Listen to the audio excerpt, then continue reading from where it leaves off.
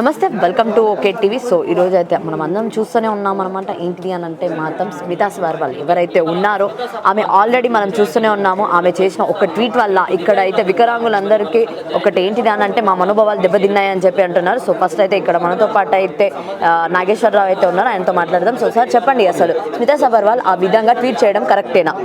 Madam, నా పేరు doctor Nara Nageswararao, Telangana వికలాంగుల సంఘాల జాయింట్ యాక్షన్ కమిటీ కన్వీనర్ని. ముఖ్యంగా మీ అందరికీ తెలుసు, 21వ తారీఖు నాడు ఒక సుపరిపాలనలో అనుభవం ఉన్నటువంటి సీఎంఓ ఆఫీసులో 11 సంవత్సరాలు చేసినటువంటి Smita Sabharwal all India 4th ranker మరి ఒకనొక సందర్భాన్ని ఉపయోగించుకుంటూ వికలాంగులందరూ కూడా మంచి సర్జన్లుగా పనికొస్తారా, పైలట్గా పనికొస్తారా, అసలు సివిల్ సర్వీస్ పోస్టులకు దేహం దారుఢ్యం అవసరం, వీళ్ళకి అసలు ఇవ్వకూడదు అనేది అవమానపరిచే వికలాంగుల జాతిని అవమానపరిచి వికలాంగులు అయినటువంటి ఆఫీసర్లు కూడా పనిచేస్తున్న వారిని కూడా సభ్య సమాజాన్ని అవమానపరిచే రీతిగా మాట్లాడింది. దీనికి స్పందనగా మరి మీరందరూ చూస్తుంటే ఎక్స్వేదికగా దాదాపు చాలామంది ఇటు మానవ హక్కుల కమిషన్లు, అటు ఐఏఎస్ ఆఫీసర్లు, ఇటు వికలాంగుల సంఘాలు, సభ్య సమాజం అందరూ కూడా ఆమె చేసేదంతా చూస్తున్నది. ముఖ్యంగా అసలు ఆ మాట్లాడడానికి ఒక సివిల్ సర్వెంట్ అయి ఉండి ఆమెకు ఎవరు అధికారం ఇచ్చారు? సీజ్ ఏ పార్లమెంట్, సీజ్ అనే judiciary body, who are you, what is is authority, what is their authority? కాబట్టి ముందు ప్రశ్నించుకోవాలండి. ఎందుకంటే ర్యాంకులు ముఖ్యం కాదు మనిషిలో. ఒక సివిల్ సర్వీస్ అంటే సమాజంలో వల్నరబుల్ గ్రూప్ని అవకాశాలు కల్పించి వాటిని యూటిలైజ్ చేసుకుని వాళ్ళని జీవన సరళికి సమ్మిళిత సమాజానికి తీసుకురావాలి. అది ఒక సివిల్ సర్వీస్. అందుకే సివిల్ సిలబస్లో కూడా గవర్నెన్స్ పెట్టారు, తర్వాత సమ్మిళిత అభివృద్ధి పెట్టారు, దాంట్లో సుపరిపాలన, ఇవన్నీ పథకాల ద్వారా వీళ్ళ ఎథిక్స్, కోడ్ ఆఫ్ కండక్ట్ మారడానికి. అయినా కూడా ఆమె వికలాంగుల సమాజం కించపరిచేటట్టుగా రేపు దానివల్ల పబ్లిక్ ప్రైవేట్ సెక్టర్, కార్పొరేట్ సెక్టర్లు, కంపెనీలలో వికలాంగులకు అవకాశాలు దొరికాయి. ఇప్పుడు పనిచేస్తున్నటువంటి ఐఏఎస్ ఆఫీసర్లను కూడా మరి నిర్లక్ష్యం చేసేటువంటి అవకాశం ఉంది. కాబట్టి ముఖ్యంగా చెప్తున్నాం స్మితా సబర్వాల్ గారికి బహిరంగ మరి దివ్యాంగ జాతికి క్షమాపణ చెప్పాలి. మరి ప్రభుత్వాలని ఇటు సుప్రీంకోర్టుని, హైకోర్టుని, తర్వాత వికలాంగుల కమిషనర్లని కోరేది ఏంటంటే మరి వికలాంగుల పట్ల అహంకారంగా వికలాంగ హక్కులను కాలు రాస్తందుకు వికలాంగులు మరి గ్రూప్ 1 సివిల్ సర్వీస్ ఉద్యోగాలు వీళ్ళు పనికిరాని వ్యాఖ్యానించిన ట్విట్టర్లో వ్యాఖ్యానించిన మరి స్మితా సబర్వాల్పై మరి సివిల్ సర్వీస్ రూల్స్ 1968 రూల్ 7(1) ప్రకారం కేసు నమోదు చేయాలి. అదేవిధంగా వికలాంగుల చట్టం 922A 2016 చట్టం ప్రకారం ఆమెపైన కేసులు నమోదు చేయాలి. అదేవిధంగా సుప్రీంకోర్టు తీర్పును కూడా ధిక్కరించిగా మాట్లాడినటువంటి ఆమెపై మరి కోర్టు ధిక్కరణ కింద కేసు నమోదు చేయాలి. అదేవిధంగా ఐటీ యాక్ట్ గా కూడా కేసు చేసి ఆమె బేసరతగా సమాధానం చెప్పాలి. లేని ఎట్లా మరి ఈ రాష్ట్రంలో మరి వికలాంగులే కాకుండా సివిల్ సొసైటీ, మానవ హక్కుల కమిషన్లు, అడ్వకేట్లు అందరు కలిసి మరి ఆమె గుణపాఠం చెప్పక తప్పుతామని హెచ్చరిస్తున్నాం. అంటే ఆల్రెడీ ఇప్పుడు ఆమె ట్వీట్ చేసి కూడా 21st ట్వీట్ చేశారు, 24th, అంటే ఆల్మోస్ట్ 3 days అయిపోయి. 3 days తర్వాత కూడా తను ట్విట్టర్లో ఎక్కడైనా సరే కానీ ఎవరైనా జస్ట్ ఏమైనా చేసినా కూడా వాటికి రిప్లై ఇస్తుంది, కానీ అవునా ఓకే అనే టైప్లో రిప్లై ఇస్తున్నారు. కానీ ఎక్కడ కానీ సారీ నేను తప్పు చేశానని ఆమె మళ్ళీ రీట్వీట్ చేయడం అయితే జరగలేదు. మరి ఇప్పటికీ ఆమె తప్పు, నేను చేసింది తప్పు అని ఆమె ఒప్పుకోవట్లేదు కదా. సో ఆమెను ఎలా చూడవచ్చు? ఒక సివిల్ సర్వెంట్ అయి తప్పులు అనేది సహజం. ఆమె ప్రజల కోసమే చేయవలసి ఉన్నప్పుడు ఆమె ఒక ఎస్ఆర్ శంకరన్ అవసరమైనప్పుడు నక్సలైట్లతో కూడా చర్చలు జరిపిన సందర్భాలు ఉన్నాయి.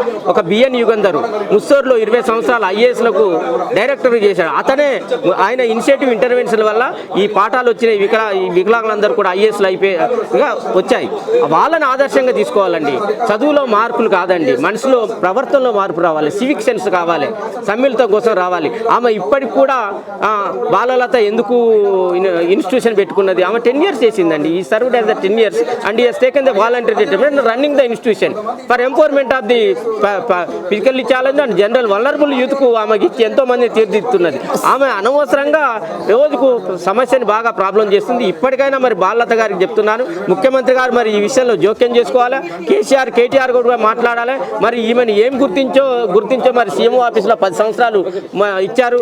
మరి ఒకటి ఏంటిది అని అంటే ఎవరైతే స్మితా సబర్వాల్ ఉన్నారో వాళ్ళకి ఇక్కడ రేవంత్ రెడ్డికి ఏంటి సంబంధం? ఇప్పుడు వాళ్ళు స్పందించాలన్నారు, అండ్ వాళ్ళు స్పందించారు కూడా. ఎవరంటే సీతక్క గారు నిన్న స్పందించారు, మాట్లాడారు.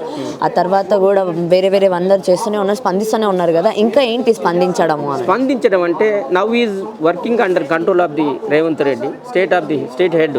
కాబట్టి he has the responsible role and he has put on shoulder and he is responsible to control this issue because the issue is playing more and more. It is a very vulnerable issue. It is a reasonable issue.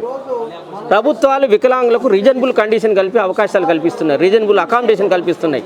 మరి ఈమె ప్రభుత్వాలు ఈరోజు మీరు ట్విట్టర్లో కానీ ఏ paper తీసుకున్నా కూడా ఈరోజు ఈ సమస్య అవుతుందంటే తన దగ్గర పనిచేసేట ఆమె చీఫ్ సెక్రటరీ కానీ ముఖ్యమంత్రి కానీ, ఎందుకంటే is the executive head of the chief secretary, is the state head of the ముఖ్యమంత్రి. కాబట్టి ఇట్ ఈస్ రెస్పాన్సిబిలిటీ ఆన్ ఈ shoulder to control this issue to avoid legal hurdles in a smooth manner.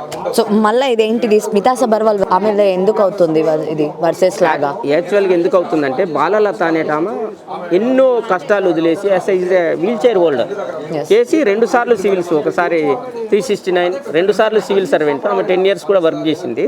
చేసి ఆమె ఎవరో ఒకరు సమాజంలో రావాలి first Twitter లెక్కనే తన భావ వ్యక్తీకరణ చేసింది.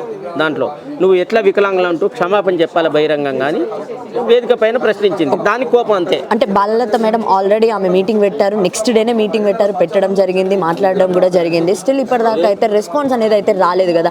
సో ఏమంటున్నారు అని అంటే నువ్వు నేను ఇద్దరం రాద్దాం రండి అని మళ్ళీ ఒకటి పిలుస్తున్నారు. మరి ఇది ఎంతవరకు కరెక్ట్ అని అంటారు? పిలుస్తున్నానంటే యాక్చువల్గా మమ్మల్ని తక్కువ అని చేసి ఇది అండర్ ఎస్టిమేట్ దివ్యాంగులని కానప్పుడు మాతో మేము రావడం అనేది is the rightful question, right way question.